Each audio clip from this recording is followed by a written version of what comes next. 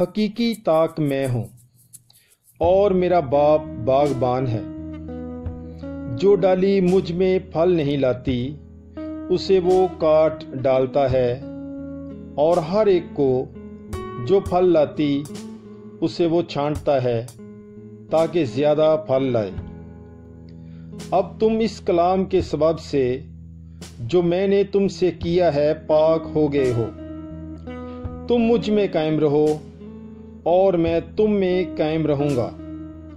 جس طرح کہ ڈالی جب تک وہ طاق میں لگی نہ رہے اپنے آپ سے پھل نہیں لا سکتی، اسی طرح تم بھی جب تک مجھ میں قائم نہ رہو۔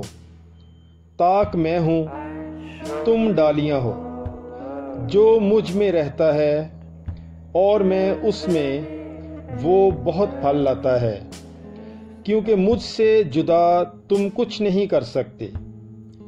اگر کوئی مجھ میں قائم نہ رہے تو وہ ڈالی کی طرح پھینک دیا جائے گا اور سوکھ جائے گا، اور لوگ انہیں بٹوریں گے اور آگ میں جھونک دیں گے اور وہ جل جائیں گے۔ اگر تم مجھ میں رہو اور میری باتیں تم میں رہیں تو جو کچھ تم چاہتے ہو مانگو، وہ تمہارے لیے ہو جائے گا۔ میرے باپ کا جلال اسی سے ہے کہ تم بہت پھل لاؤ، یوں ہی میرے شاگرد ٹھہرو گے۔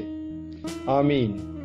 پاک کلام کے پڑھے اور سنے جانے پر خداوند کی برکت ہو، خدا کا شکر ہو۔ Bible is life. God bless you.